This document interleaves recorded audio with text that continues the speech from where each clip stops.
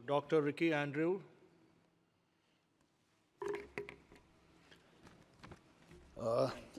Thank you so much, Mr. Chairman, for allowing me to take part in this motion of thanks on the President's address.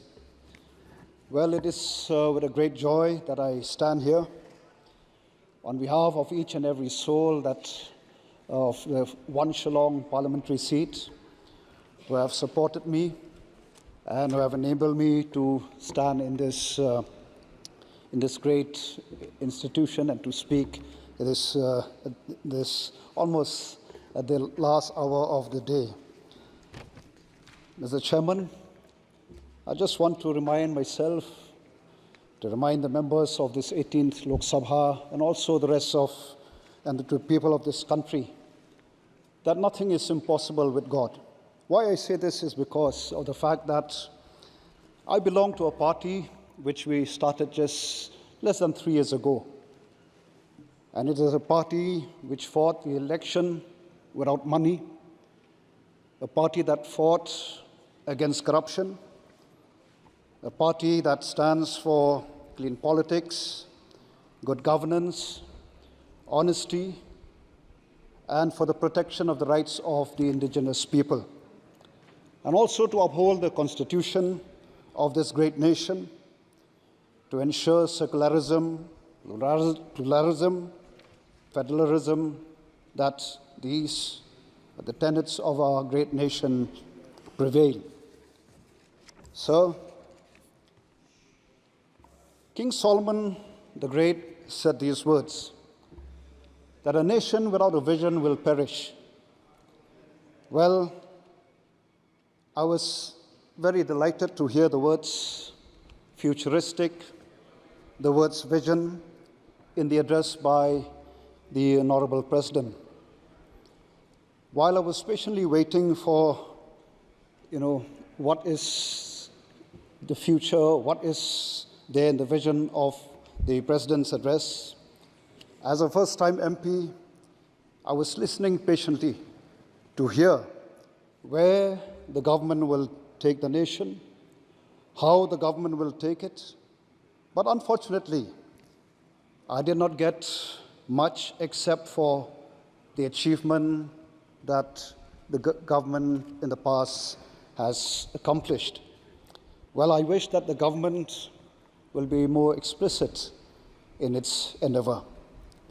Mr. Chairman, while mentioning the lasting peace in the Northeast, as is spelled out in the presidential address, I would like to remind the government of the day and also the government of the past, led by the Congress government, that our people, my people, living especially in the border with Assam, in the border with Bangladesh, I tell you, till today, they don't feel safe at all. They feel very threatened. And what is even sad is that the lands have been taken away from them. They've lost their livelihood. Why? Because of the failure of subsequent governments to settle this dispute, which has been there for many, many years.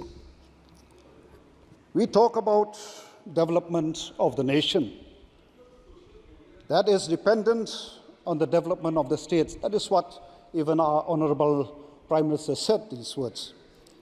Now, how can we talk of development when people till today, till this very moment, are yearning for peace? I therefore urge the government to kindly take up this matter seriously. And I wish and I hope that the Prime Minister himself will take the lead in putting an end to this long pending issue in the interests of our great nation in general and in the interests of my people, especially those living in the border areas. Mr. Chairman, there's a saying that small is beautiful. Well, I am proud to stand here to represent one of the most beautiful people living in the in the eastern part of this great nation called the Khasis. and also coming from one of the most beautiful places on earth. Mr. Chairman, I urge and I call upon the government and also the members of this august House to play a role in enriching and promoting the culture of my people, especially when we talk of culture, language is one of the important elements.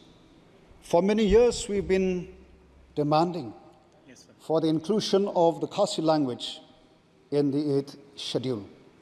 I hope, with the support of members, that one day, just like while I was sitting here, from day one, hearing our friends speaking their own language, how I wish that one day, very soon, that you will also get to hear the language that I speak, the Khasi language. And I hope that the government, members in the opposition, would support the inclusion of the Khasi language in the 8th schedule. Okay, sir. Kindly conclude, sir. Well, the government talks about development.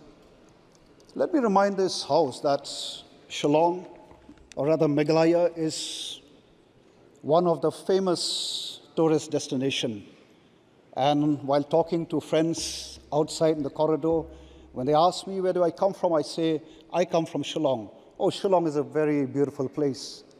I hope members who have never visited Shillong, or Meghalaya for that matter, would one day make it a point to visit Meghalaya. But the sad part is that Meghalaya is now almost 52 years old. Unfortunately, till today, well, we have an airport, but an airport which is not where big planes cannot land. Even though the fact remains that Shillong, or rather Meghalaya, tourism has so much potential. Thank you, sir. Please continue. Let me finish, sir. This is my maiden speech. I'll just take a few more points. I just hope that the government, the concerned ministry, would help the state to ensure that this airport is an airport where large plane can land.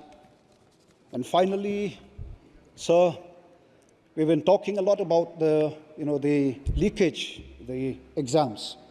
I would like to draw the attention of the members of this august House that there's another important issue which I feel as members we should take and look at it seriously. While designing a policy, like the CET NEET for our youth, what I want to say here, sir, is that before we come up with such policy, I think it's very important to ensure that the centers are adequate, or the adequacy of the test center.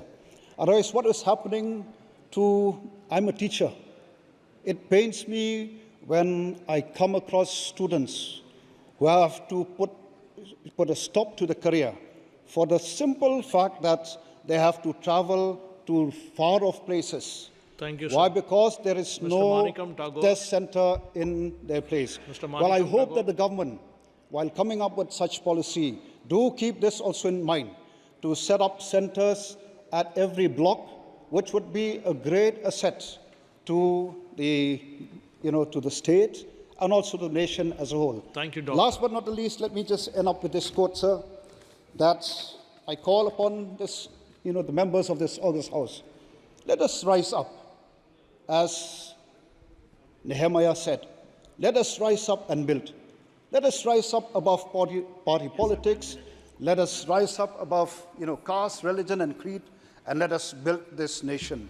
If we want to see a developed India, I would request each and every member to rise up and build this great nation. Thank you so much, sir.